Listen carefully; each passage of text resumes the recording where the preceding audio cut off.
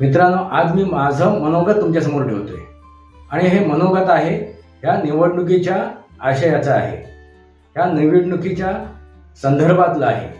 ह्या ज्या काय निवडणुका होत आहेत, मग त्या लोकसभेच्या निवडणुका असू देत, विधानसभेच्या असू देत किंवा आता होऊ घातलेल्या नगरसेवकाच्या निवडणुका असू देत. मित्रांनो, मी सध्या कोकणात होतो आणि कोकणाच्या दौऱ्यावरती मी अनेकांशी चर्चा केली. मुंबईत असताना मुंबईत सुद्धा मी अनेकांशी चर्चा केली. कोकणामध्ये अगदी सिंधुदुर्ग जिल्हा, रत्नागिरी जिल्हा, रायगड जिल्हा ह्या तिन्ही जिल्ह्यामध्ये मित्रांनो तुमच्यासमोर मी मतदार राजाचं मनोगत मांडलेलं आहे. हे जर तुम्हाला पटत असेल, उमजलं असेल, समजलं असेल तर त्यानुसार आपले कमेंट्स लिहा. तुम्हाला काय वाटते? हे जे काही मी मतं मांडली, हे जे काही मनोगत मांडलंय त्या मतदार राजाचं मनोगत तुम्हाला पटते का? आपले विचार कमेंट बॉक्समध्ये मांडा. मनोगत ह्या माझ्या शृंखलेला सबस्क्राईब करा, बेल आयकॉन दाबा, माझे विचार वाढसे लाईक करा, आपले विचार कमेंट बॉक्समध्ये मांडा.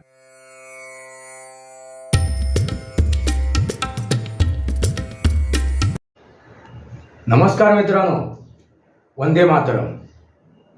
मनोगत ह्या माझ्या मंचावरती पुन्हा एकदा आपलं स्वागत. मी आपला मित्र राजेश वासंती सावाजी कडसकर. मित्रांनो, कामाच्या व्यस्ततेमुळे मी व्हिडिओ बनवू शकलो नाही, त्याबद्दल क्षमस्व. आणि कोणाचेही मनोगत मी तुमच्यासमोर आणू शकलो नाही, ह्याबद्दलही क्षमस्व.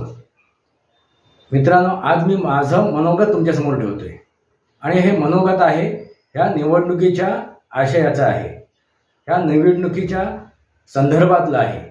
ह्या ज्या काय निवडणुका होत आहेत, मग त्या लोकसभेच्या निवडणुका असू देत, विधानसभेच्या असू देत किंवा आता होऊ घातलेल्या नगरसेवकाच्या निवडणुका असू देत.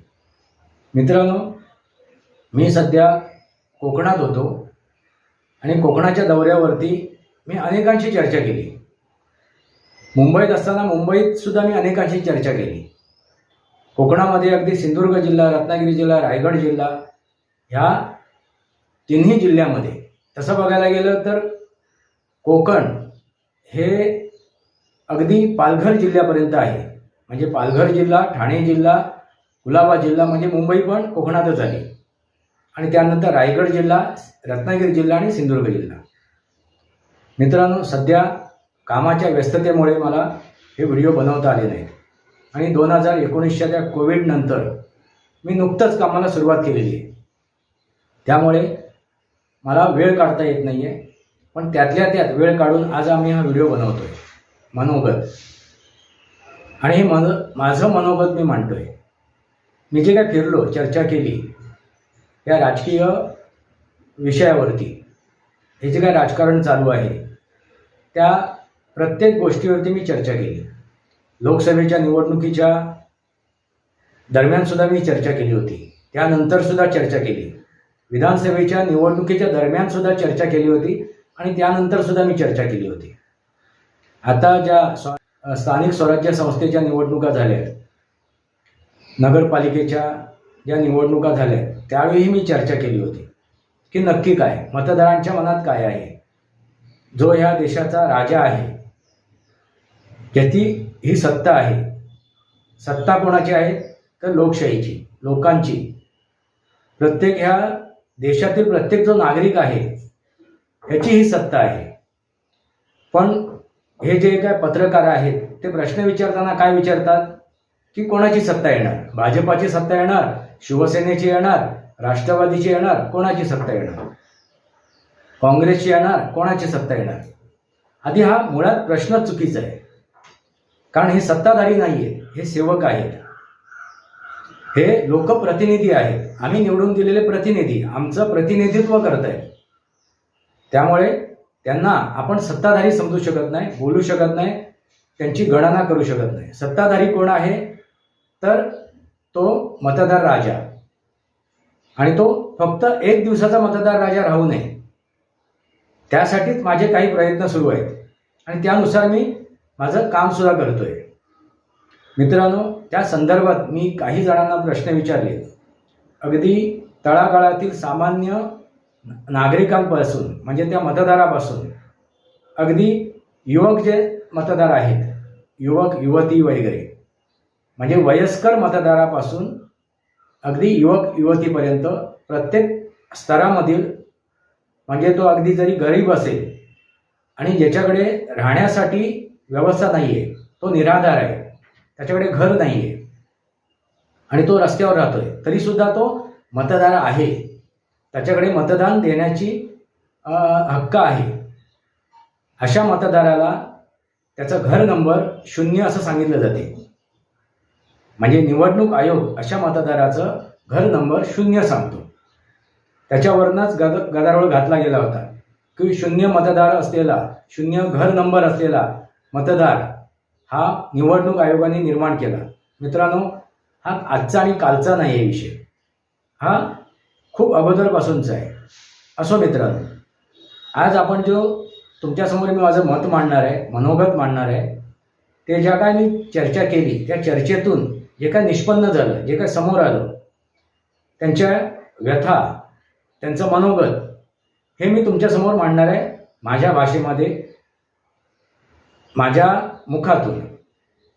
मित्रांनो, ज्यावेळी मी एकदम सामान्य त्या मतदाराशी चर्चा केली त्यावेळी मला एक गोष्ट लक्षात आली की गेले कित्येक वर्ष आम्हाला ज्या सुविधा हव्या होत्या, ज्या सुविधांची आम्ही वाट पाहत होतो, त्या सुविधा आम्हाला मिळायला लागल्या असं त्या मतदाराने ठाम सांगितलेलं आहे. त्यांना आता कळते, आता ही सोशल मीडिया, याला सामाजिक माध्यम म्हणतो आपण मराठीमध्ये, त्या सोशल मीडियामधून प्रत्येक गोष्ट कान्याकोपऱ्यातील त्या मतदारापर्यंत, त्या नागरिकांपर्यंत पोचतात. आणि त्यांनी आतापर्यंत जे काय राजकारण झालं त्या राजकारणावरती सुद्धा त्याने अभ्यास केलेला आहे. मतदार राजा हा मूर्ख नसतो, बावळट नसतो, पण त्याच्याकडे पर्याय नसतो, म्हणून हे माजवले झालेले आहेत. आणि ज्यावेळी पर्याय उपलब्ध होतो त्यांना आणि त्यांच्या मनासारखा तो पर्याय उपलब्ध होतो, त्यावेळी मग ते आपली कंबर कसतात. आणि हीच ती कंबर त्यांनी कसलेली आहे आता. आणि हेच दिसून आलं, त्याला पर्याय नव्हता. काँग्रेसच्या राज्यात त्या काळामध्ये पर्याय नव्हता.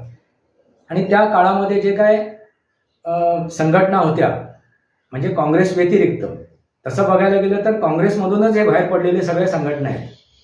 अगदी राष्ट्रवादी, समाजवादी, बहुजन समाजवादी, अगदी ज्या काय आहेत त्या सगळ्या या काँग्रेसमधूनच बाहेर पडलेल्या आहेत. अगदी तृणमूल काँग्रेससुद्धा, असे अनेक आहेत. आणि तसं बघायला गेलं तर भारतीय जनता पार्टीचे जे नेते, यांनी भारतीय जनता पार्टी स्थापन केली, ते सुद्धा काँग्रेसचेच पहिले नेते होते.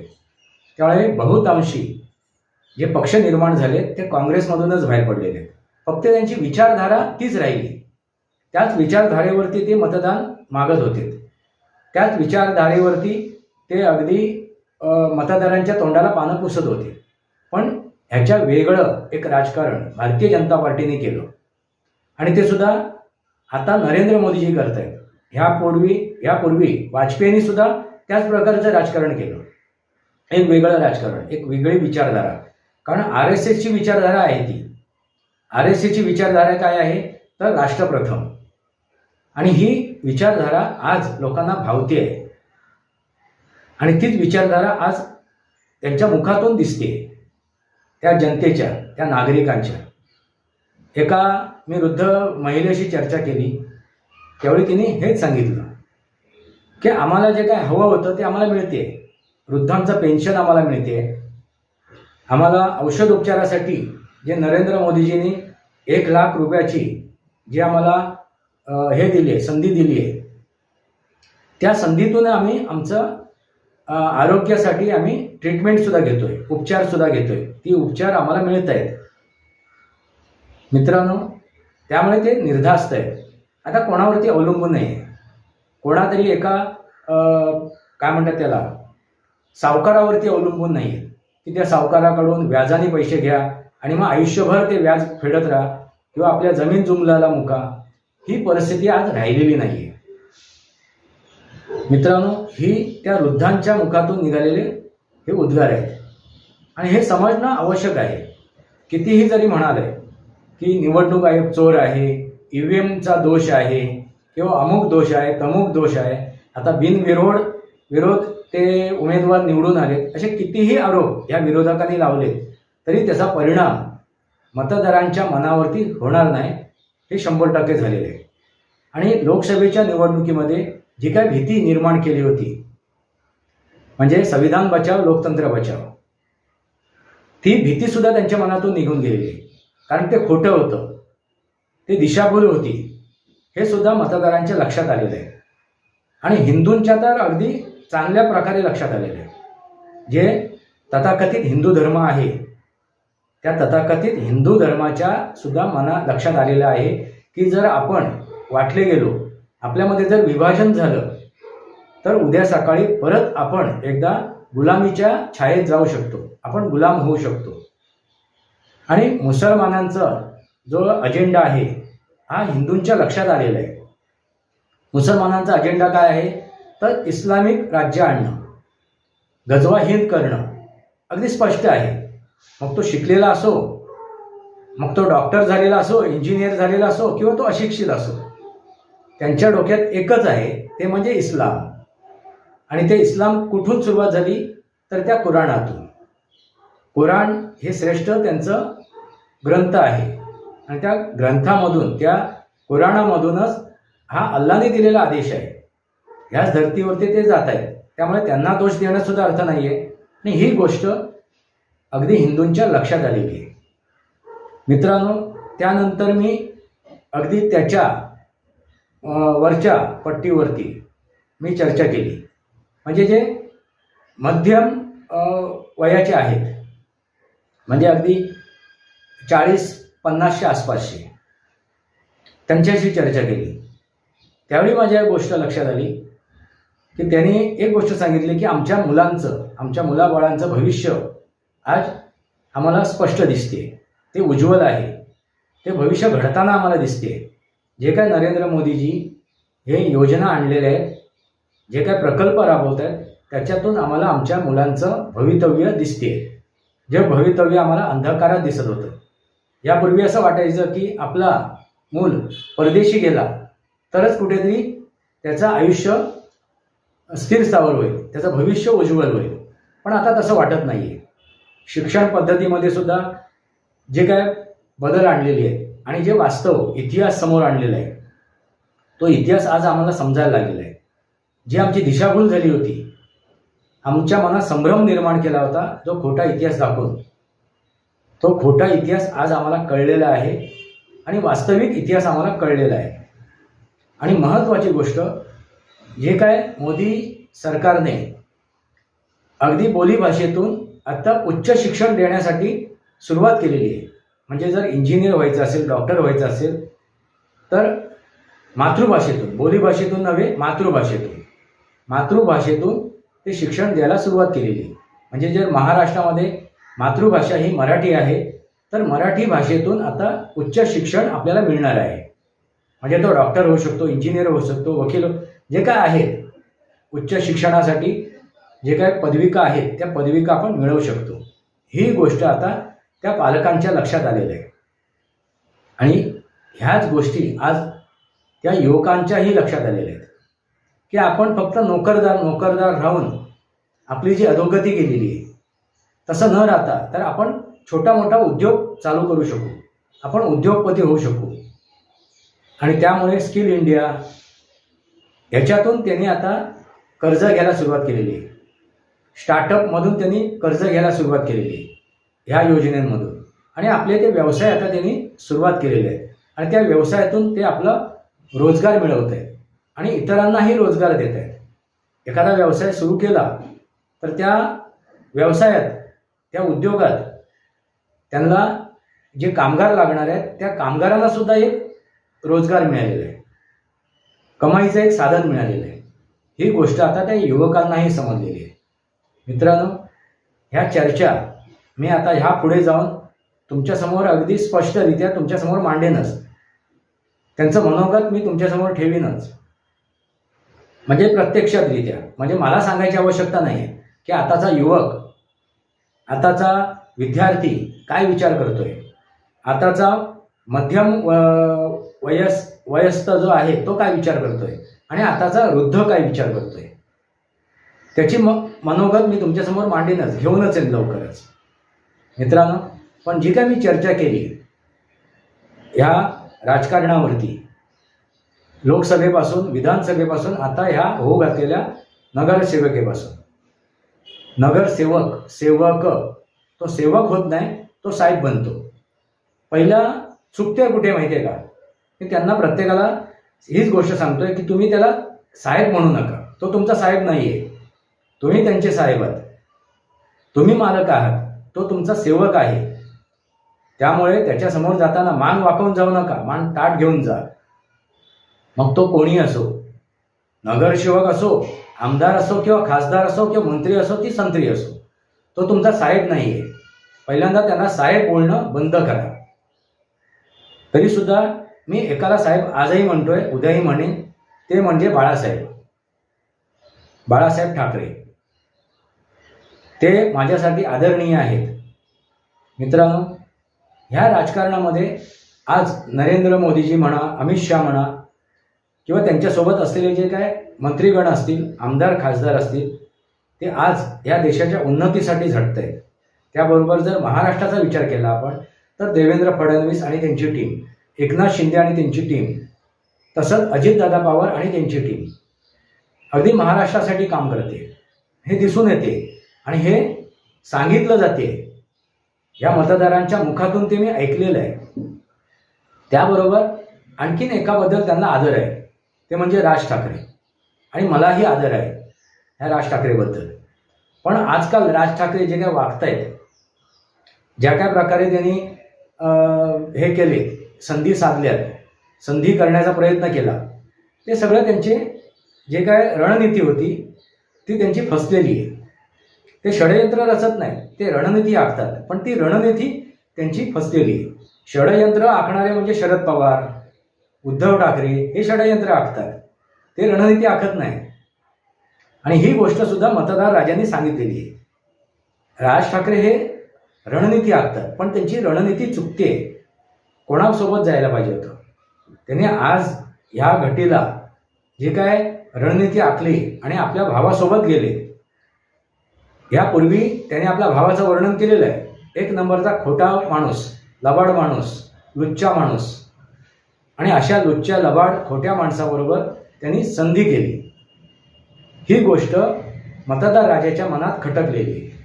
राज ठाकरेबद्दल त्यांच्या आदर आहे, कारण बाळासाहेबांचे जे शिवसैनिक आहेत, जे कट्टर शिवसैनिक आहेत, त्यांच्या मनात, आणि खरे शिवसैनिक आहेत, त्यांच्या मनात राज ठाकरेबद्दल एक आदर आहे. बाळासाहेबांनंतर राज ठाकरे हे त्याचा उत्तराधिकारी व्हायला हवे होते, त्यांच्या हातात ही सूत्र यायला हवी होती, अशी इच्छा सुद्धा होती त्यांना. असे नागरिक सुद्धा आहेत, मतदार राजा सुद्धा आहेत, ज्यांना वाटत होतं की उद्धव ठाकरेच्या हातात हे सूत्र न जाता राज ठाकरेच्या हातात यायला हवी होते. म्हणून कुठेतरी एक राज ठाकरेबद्दल यांच्या मनात एक सॉफ्ट कॉर्नर आहे. लक्षात आलं का मित्रांनो? हे मला दिसून आलं, कळून आलं या मतदार राजाच्या मुखातून. प्रत्येक स्तरातील मतदार राजाने आपली मतं मांडलेली आहेत. पण याचा अर्थ असा नाही आहे की सगळेच अगदी भाजपवासीय झालेत, भाजपाचंच समर्थन करतायत, त्या शिवसेनेचंच समर्थन करतायत, त्या राष्ट्रवादीचंच समर्थन करतायत.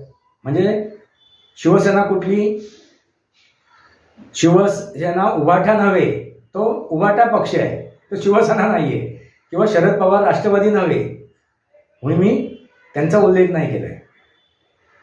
मित्रांनो, तरीसुद्धा मतदार राजाच्या मनात एक प्रश्न आहे. तो प्रश्न एवढाच आहे, जे काय राजकारण व्हावं ते समाजकारणासाठी व्हावं. आणि जे शरद पवार किंवा उद्धव ठाकरे जे राजकारण करत आहेत, ते राजकारण मतलबासाठी, स्वार्थासाठी आहे, ना की समाजसेवेसाठी आहे, समाजकारणासाठी आहे.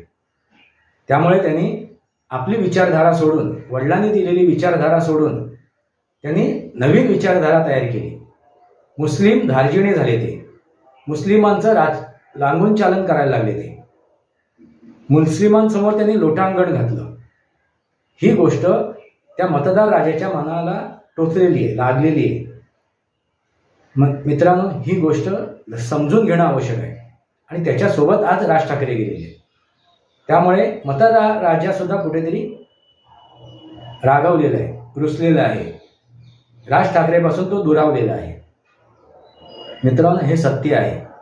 आजही मी जे भाजपाच्या नेत्यांबरोबर चर्चा करतोय, अगदी देवेंद्र फडणवीस यांच्याशी सुद्धा चर्चा केल्यानंतर एक गोष्ट माझ्या लक्षात आली, ती म्हणजे कुठेतरी त्यांच्या मनात राज ठाकरेबद्दल सॉफ्ट कॉर्नर आहे आणि राज ठाकरे यांचं राजकारण हे टिकावं अशी त्यांची इच्छा आहे. पण त्यासाठी ते राज ठाकरे प्रयत्न करतायत का? नाही मित्रांनो. आता ठरलेले मतदार आहेत. त्या मतदारांनी त्या पक्षाला मतदान करणार आहेत. म्हणजे जे राष्ट्रवादीला मतदान करणार आहे ते राष्ट्रवादीलाच करणार, जे काँग्रेसला करणार ते काँग्रेसलाच करणार, जे भाजपला करणार आहे ते भाजपलाच करणार. पण 15 ते 20% जे मतदार असतात, जो वाहता मतदार असतो, फ्लोटिंग मतदार, तो नक्की कोणाच्या दिशेला जाणार आहे हे महत्त्वाचं आहे. आणि ह्या मतदाराशी सुद्धा मी चर्चा केलेली आहे. आणि ह्या मतदाराच्या बरोबर चर्चा केल्यानंतर जो फ्लोटिंग मतदार आहे, वाहता मतदार आहे, त्या मतदारावर चर्चा केल्यानंतर माझ्या एक गोष्ट लक्षात आली की तो मतदार सध्या भारतीय जनता पार्टीकडे झुकलेला आहे, तो शिवसेनेकडे झुकलेला आहे, तो अजितदादा पवार म्हणजे राष्ट्रवादीकडे झुकलेला आहे. म्हणजे महाराष्ट्रातील मतदार सांगतोय कुठेतरी त्यांचा प्रवाह त्या दिशेने आलेला आहे. म्हणून भूतो ना भविष्यतो जो ह्या विधानसभेच्या निवडणुकीमध्ये विजय झाला त्याला कारणच ती आहे. मित्रांनो, हे समजून घेणं आवश्यक आहे. मुसलमान मतदार फक्त 2-4% हे भाजपाच्या सोबत आहे. त्याच्या व्यतिरिक्त मुसलमान मतदार हा भाजपाला जो पाडेल, शिवसेनेला जो पाडेल त्याच्या सोबत आहे. मग तो कोणी असो, मग तो उभाटा असो, राष्ट्रवादी असो किंवा काँग्रेस असो. मित्रांनो, तुमच्यासमोर मी मतदार राजाचं मनोगत मांडलेलं आहे. हे जर तुम्हाला पटत असेल, उमजलं असेल, समजलं असेल तर त्यानुसार आपले कमेंट्स लिहा. तुम्हाला काय वाटते? हे जे काही मी मतं मांडली, हे जे काही मनोगत मांडलं आहे त्या मतदार राजाचं मनोगत तुम्हाला पटते आहे का? आपले विचार कमेंट बॉक्समध्ये मांडा. मनोगत ह्या माझ्या शृंखलेला सबस्क्राईब करा, बेल आयकॉन दाबा. माझे विचार वाढसे लाईक करा, आपले विचार कमेंट बॉक्समध्ये मांडा. तुर्तास इतकंच. भारत माता की जय.